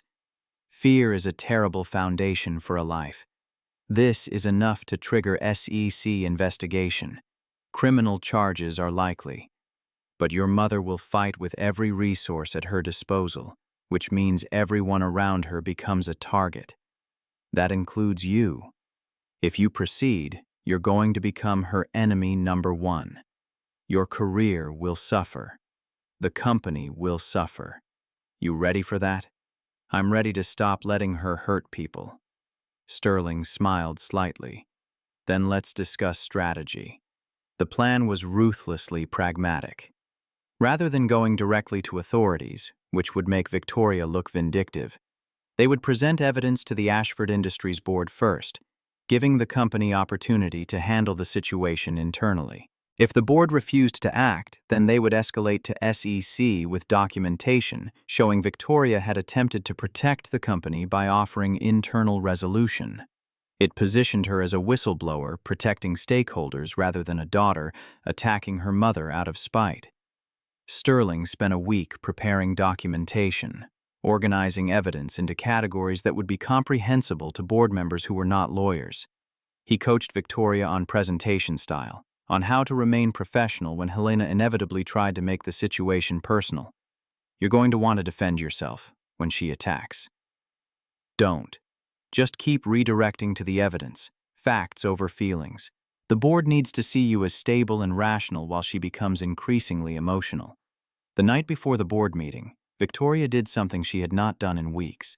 She unblocked Nathan's number and stared at her phone for 20 minutes, trying to decide if she had the right to contact him after abandoning him so completely. The call went to voicemail. His recorded voice was carefully neutral. "You've reached Nathan Rivers. Leave a message. It's me." Victoria's voice cracked slightly. "I know I have no right to call after what I did, but I need you to know it wasn't because of anything you did wrong. My mother threatened to destroy you and Sophie if I didn't end things. I thought leaving would protect you." She paused, searching for words adequate to the situation. "I'm going to stop her. Tomorrow I'm presenting evidence of her crimes to the board. She'll retaliate, which means you're in danger regardless. I'm sorry for everything." The voicemail cut off before she could say more. Victoria sat in the silence of her penthouse and wondered if Nathan would even listen to the message, or if he had deleted her contact information along with any memory of their brief time together. She could not blame him if he had. Sleep eluded her that night. Victoria lay awake running through every possible outcome of tomorrow's board meeting, preparing responses to objections she anticipated, steeling herself for the moment when Helena would realize her own daughter had betrayed her. The boardroom felt like a courtroom when Victoria entered at 8 a.m. 12 board members filed in over the next 10 minutes, each one curious about the emergency session she had called. Helena arrived last, punctual as always, her expression suggesting she expected routine business. Sterling sat beside Victoria, lending legal weight to whatever she was about to present. Malcolm Davenport, the board chairman, called the meeting to order with his usual efficiency. "Miss Ashford, you requested this session. The floor is yours." Victoria stood, tablet in hand containing every piece of evidence she had collected. Her voice came out steadier than she felt. "I've discovered evidence of criminal activity within Ashford Industries that requires immediate board attention. Specifically, systematic bribery of city officials, tax evasion through offshore accounts, and safety violations that directly led to the building collapse of 2019. The evidence is comprehensive and documented. I'm presenting it to this board first to allow internal resolution before involving outside authorities." She walked them through each category methodically. The bribes with their corresponding receipts and wire transfer records. The emails proving Helena had known about safety violations and ordered construction to proceed anyway. The Cayman Islands accounts that existed solely to hide taxable income. The pattern of illegal behavior spanning over a decade. Board members exchanged glances, some shocked, some uncomfortable, a few unsurprised in a way that suggested they had suspected, but never confirmed. Helena sat perfectly still throughout the presentation, her face an expressionless mask that Victoria recognized from childhood. It was the look that preceded calculated cruelty, the calm before devastation. When Victoria finished and reclaimed her seat, silence stretched until it became oppressive. Helena stood slowly, commanding attention through sheer force of presence. This is a coup attempt. My daughter is upset about personal matters and has fabricated this crisis to discredit me. Sterling stood as well, his voice carrying decades of courtroom authority. The evidence comes directly from Miss Ashford Sr.'s private files on company servers. Every document can be verified through forensic accounting. Every email has metadata proving authenticity. We're prepared to provide all of this to the SEC if the board prefers external investigation. Helena's eyes went cold in the way Victoria remembered from locked rooms and 24-hour punishments. You would destroy this company, this family, everything I built for you, out of spite. This isn't spite. It's stopping you from hurting anyone else. Harold Brennan, the CFO, cleared his throat nervously. If these allegations are accurate, we're looking at potential criminal charges. The company could face massive fines. We need to take this seriously. Claudia Brenner spoke carefully. I think we need independent investigation before making decisions. But if the evidence is as comprehensive as Miss Ashford suggests, we may need to consider temporary suspension pending that investigation. The room erupted into arguments that lasted 40 minutes. The vote, when it finally came, was closer than Victoria had hoped. 7 in favor of suspending Helena pending investigation, 2 opposed, 3 abstaining. Helena was officially removed from her position, effective immediately, barred from company facilities, while forensic accountants and lawyers reviewed everything. She gathered her belongings with controlled movements that suggested violence barely restrained beneath polished surface. At the door, she turned back to face Victoria directly. You've destroyed your family, your legacy, everything that gave your life meaning. I'll make certain you regret this for the rest of your existence. I already regret it. I regret not doing it years ago when it might have saved someone else from your cruelty. The door closed with soft finality. Victoria collapsed into her chair, adrenaline crash making her hands shake. Sterling touched her shoulder briefly. That was extremely brave. It was also probably the beginning of something very difficult. The retaliation started within hours. Tabloid articles appeared online with suspicious speed, each one painting Victoria as an unstable woman undergoing mental breakdown. Sources close to the family suggested romantic obsession with an inappropriate partner, delusions about her mother's behavior. By evening, mainstream business publications were running more measured pieces that still questioned her stability and judgment. The photographs were the worst part.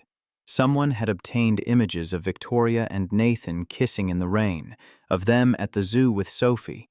The accompanying articles suggested Victoria had become inappropriately attached to a struggling single father, that her accusations against Helena were part of a pattern of erratic behavior related to this unsuitable relationship.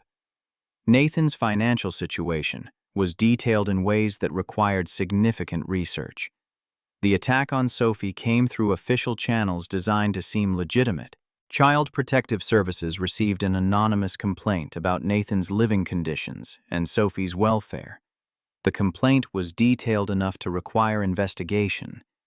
A social worker appeared at Nathan's apartment on a Thursday afternoon, apologizing for the intrusion but explaining she was legally required to follow up on reports of potential neglect.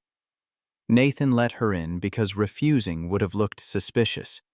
She photographed everything, asked questions about Sophie's schooling and medical care and daily routine. Sophie sat on the couch clutching Ella, clearly frightened by the official stranger documenting their home. When the social worker called Sophie's pediatrician in school, both provided glowing reports that contradicted the anonymous complaint completely. I don't see any evidence of neglect or unsafe conditions. Your daughter appears healthy and well cared for. The complaint seems to have been unfounded. After she left, Sophie started crying. Daddy, are they going to take me away? No, Pumpkin. No one is taking you anywhere. That lady was just making sure you're okay. Nathan held his daughter and felt rage building toward Helena Ashford that was unlike anything he had experienced. He called Victoria back finally. Your mother sent CPS to my apartment. She scared Sophie. This needs to stop. I know, I'm sorry. She's going to keep escalating. What do you want me to do? Nothing. Stay away from me, from Sophie, from this entire situation. You made the right choice cutting contact. I should have left it that way. The call disconnected before Victoria could respond. The pain was physical, a tightness in her chest that made breathing difficult. Sterling filed the SEC complaint with comprehensive documentation that made investigation inevitable. The news broke 2 days later. Ashford Industries under federal investigation for potential securities violations and accounting fraud. The stock price dropped 12% in a single trading session. Forensic accountants confirmed the offshore accounts. Email metadata verified authenticity. Building inspectors from the 2019 collapse were suddenly willing to testify once they understood they might face charges as accomplices if they stayed silent. Royce called Victoria directly, bypassing Nathan's wishes. He's falling apart. Sophie won't go to school because she's afraid of more people asking questions. Nathan can't find work because every potential employer Googles him and finds articles calling him a gold digger. Your mother is systematically destroying his life. What do you want me to do? I tried to stay away like he asked. Fight back. He's too honorable to say it, but he needs you. Victoria wanted to believe Royce, wanted to think Nathan would forgive her betrayals and accept help, but showing up uninvited after being explicitly told to stay away felt like another violation of his autonomy. She compromised by doing something she was good at, solving problems with money and influence. She hired the best reputation management firm in New York to counter the negative articles. She had Sterling send cease and desist letters to publications running false information. The counterattack was subtle but effective. Slowly, the narrative began to shift. Business publications started running profiles of Victoria as a corporate whistleblower, standing up to corruption despite personal cost. Parenting blogs featured anonymous positive stories about fathers like Nathan who prioritized their children despite financial hardship. The tide was turning, but the damage had been done. 6 weeks after the initial board presentation, Malcolm Davenport delivered news that everyone had anticipated. The SEC is recommending charges. Helena will likely face trial. We're cooperating fully, but the company reputation has taken serious damage. Several major contracts have been canceled. Stock price is down 30% from scandal peak. We're going to survive this, but recovery will take years. I understand I may need to step down if the board feels my continued presence is damaging. Davenport shook his head. You reported illegal activity as you were legally and ethically obligated to do. The board supports your actions. However, we do need to discuss Helena's permanent removal and succession planning. The vote to permanently remove Helena from all positions was unanimous. Victoria was offered the sole CEO position, which felt less like promotion and more like inheriting a sinking ship. Helena's final confrontation came through an unexpected channel. She requested a private meeting at her penthouse. No lawyers, no witnesses, just mother and daughter. Every instinct screamed trap, but Victoria agreed anyway. The penthouse was immaculate as always, decorated with the kind of perfect sterility Helena valued over warmth. She sat in a chair that might as well have been a throne, and for the first time in Victoria's memory, she looked old. I did everything for you. Helena's voice carried exhaustion Victoria had never heard before. Everything. I built this company, this legacy, your future, all of it for you. You built it for yourself. I was just supposed to be your successor, carrying on your vision whether it fit me or not. That's what children do. They honor their parents' sacrifices by continuing their work. No, that's what you decided children should do. Most parents want their children to be happy. Happiness is a luxury we couldn't afford. The Ashford name means something because I refuse to prioritize comfort over achievement. I made you strong. Victoria felt tears gathering despite her best effort to control them. You made me broken. You made me so afraid of feeling anything that I spent 34 years believing I was incapable of love. Helena flinched, barely perceptible, but definitely there. I didn't want you to be hurt the way I was hurt. My mother raised me the same way. Weak children become weak adults, and weak adults get destroyed by this world. I was protecting you. By locking me in rooms when I cried? By destroying everything I cared about? By threatening to ruin the first person who ever made me feel like I could be someone other than your project? The silence stretched painfully. When Helena spoke again, her voice had gone quiet. I don't know another way.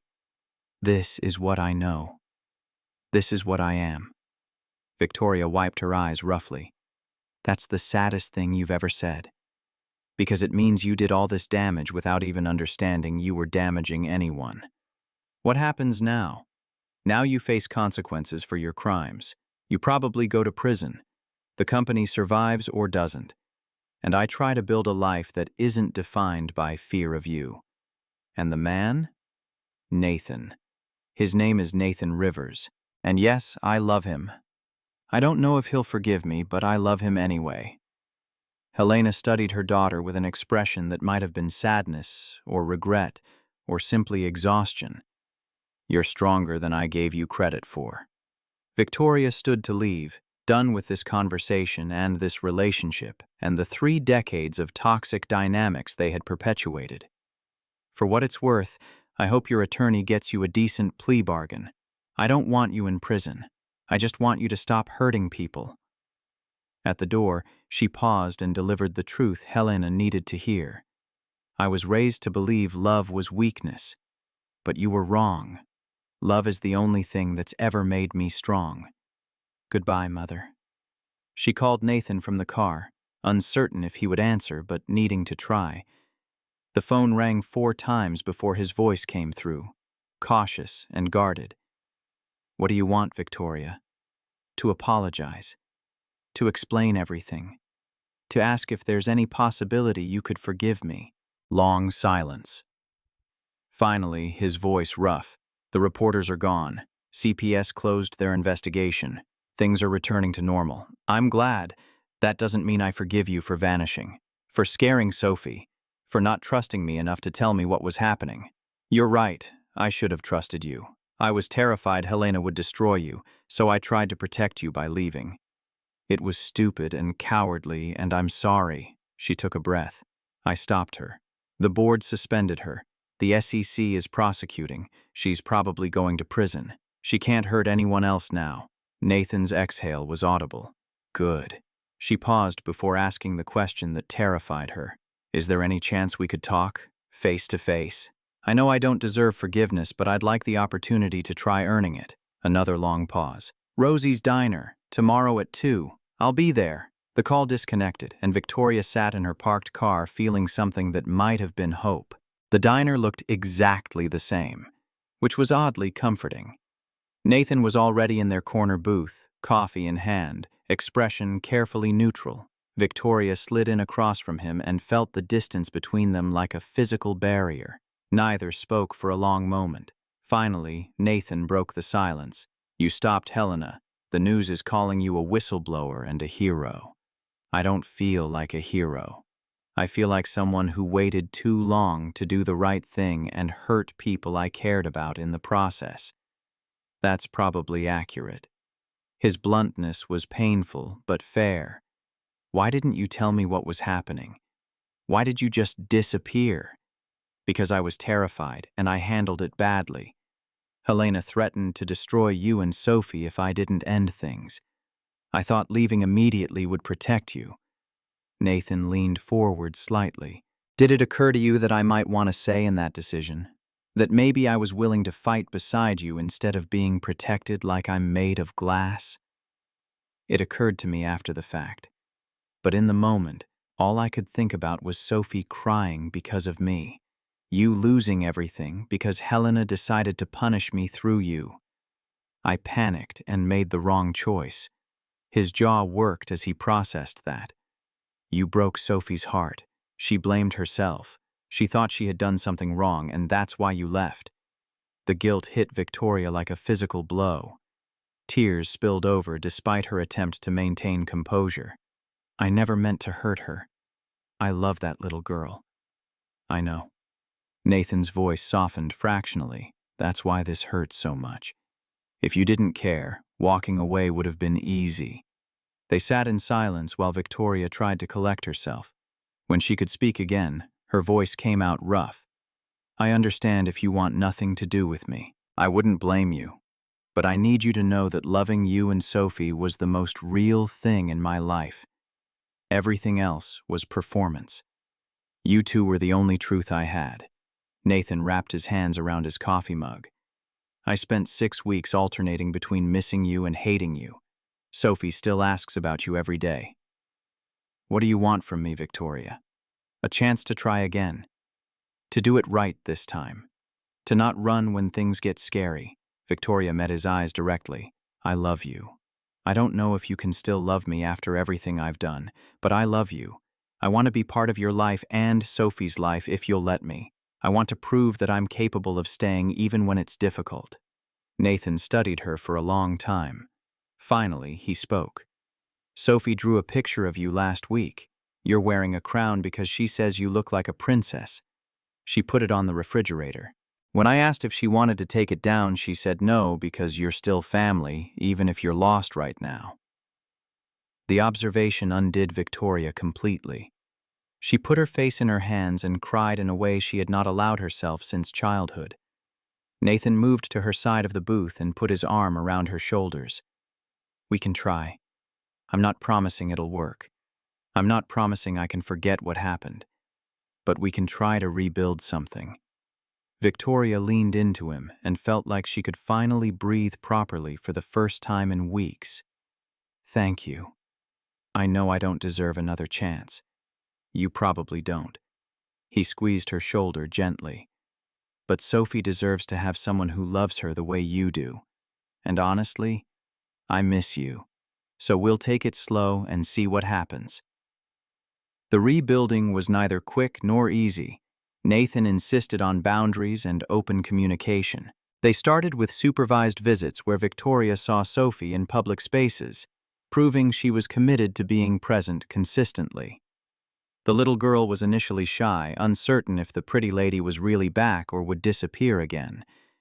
But Victoria showed up every scheduled day without fail, and gradually trust rebuilt itself through reliability. 3 months after the confrontation with Helena, life had begun to stabilize. Helena had accepted a plea bargain that included prison time, restitution, and permanent ban from corporate boards. Ashford Industries was recovering slowly under Victoria's leadership. Nathan had found work at a firm that valued his designs. The wedding happened in Central Park on a May afternoon that was unseasonably perfect. Small gathering of people who actually mattered. Margaret traveled from upstate to serve as Victoria's witness, tears streaming through the ceremony. Roy stood beside Nathan, grinning. Sophie served as flower girl, scattering petals with more enthusiasm than accuracy, her purple dress sparkling in sunlight. The vows were simple and sincere. Nathan promised to keep teaching Victoria that vulnerability was strength. Victoria promised to stay even when fear told her to run. In the back row, almost invisible, Helena sat with her court-appointed therapist. She had been granted supervised permission to attend. The older woman watched her daughter marry for love rather than advantage, and something in her expression suggested she was finally beginning to understand what she had spent decades denying. Margaret moved to sit beside her, a gesture of reconciliation after 3 decades of estrangement. The pregnancy happened 1 month after the wedding. Victoria held a positive test with shaking hands, unable to believe her body had cooperated so easily. Nathan found her sitting on the bathroom floor, staring at the test. You okay? She looked up at him, tears streaming. I'm terrified. What if I can't do this? What if I'm like Helena? He sat beside her. Then we figure it out together. But Victoria, you are not your mother. You're kind and loving, and you fought harder than anyone I know to break free of her influence. They told Sophie before anyone else. The little girl's excitement was instantaneous. I'm going to be a big sister? A real big sister? Her joy pushed back some of Victoria's anxiety. The pregnancy was textbook normal. Every milestone brought relief and fresh anxiety in equal measure. Helena attended therapy twice weekly, working through decades of trauma with a therapist who did not tolerate manipulation. Progress was slow, but measurable. She wrote Victoria a letter 6 months into her sentence. The letter was not exactly an apology. Helena lacked vocabulary for true contrition, but it was acknowledgement that she had caused damage, that her methods had been harmful, that she was beginning to see the difference between strength and cruelty. She asked permission to meet her grandchild eventually, under supervision. Victoria cried, reading the letter, mourning the mother she had never had while hoping tentatively for the grandmother Helena might become. Labor started on a Tuesday evening. Nathan drove her to the hospital with practiced calm. Sophie was allowed in the delivery room, Victoria having insisted. The 7-year-old held Victoria's hand through contractions. "You're doing great, Miss Victoria. This is almost like being a superhero." When the baby finally arrived, Sophie was the first to speak. "She's here. Our baby is really here." Maya Elizabeth Rivers came into the world at 7 pounds 4 ounces, with her father's green eyes and her mother's dark hair. Victoria held her daughter and cried harder than she had through entire labor, overwhelmed by love so fierce it felt like it might crack her chest open. "I love you," she whispered to the tiny person in her arms. "I love you so much." Nathan leaned close, his arm around Victoria's shoulders. Sophie pressed against his side. "We're a family now, all of us together." Maya's first birthday party filled Victoria's penthouse with chaos that would have horrified Helena a year ago. 40 people crammed into space designed for elegant dinners. Children ran in packs, toys occupied every surface. Someone had smeared cake frosting on furniture that cost more than most cars. Victoria looked at the mess and felt nothing but joy. This was what home felt like. Sophie appointed herself party coordinator, directing children with authority. Maya sat in her high chair, more interested in smashing cake than eating it, laughing every time someone made funny faces. Nathan photographed everything. In the corner, speaking quietly with Margaret, Helena sat with her therapist. She had been released to a halfway house 6 months earlier. Supervised visits with Maya had started cautiously, brief interactions where Helena held her granddaughter with careful reverence. Victoria watched her mother holding Maya and felt emotions too complex to name. Helena would never be the mother Victoria had needed as a child. That damage was permanent. But maybe she could be the grandmother Maya deserved. People could change. It required work and accountability and willingness to sit with discomfort of growth, but it was possible. Victoria was living proof. Nathan appeared beside her, Maya reaching for her mother with chubby hands. "She wants you." Victoria took her daughter and pressed a kiss to her forehead. Sophie attached herself to Nathan's leg, clutching Ella, exhausted from coordinator duties. "Can we do this every year?" The party. Same people. Same place. Victoria looked around at controlled chaos of people she loved, at the life she had built through courage and vulnerability. "Every year," she promised. "For as long as you want." Sophie beamed. "Forever, then. I want to do it forever." In the hallway between children's bedrooms later that night, after guests had left and Maya had finally fallen asleep, Victoria and Nathan stood together in the quiet. He pulled her close, and she leaned into him with ease of someone who had finally learned that depending on others did not make her weak. "You know what I realized today?" Victoria's voice was soft. "What?" "That breaking free from fear was the hardest thing I ever did, but it gave me everything that matters." Nathan kissed the top of her head. "And now? Now I wake up every day grateful. For you, for Sophie, for Maya, for this messy, beautiful life we built together. The life I almost threw away because I was too scared to fight for it." They stood in the dim hallway, listening to soft breathing of children who would grow up knowing they were loved unconditionally, who would never be taught that feelings were weakness, who would build their lives on foundations of warmth rather than ice. Victoria had spent 34 years in winter, believing spring was impossible for someone like her. But she had been wrong. All ice needed was warmth, and she had found hers with a single father, his daughter, and the courage to finally let herself thaw.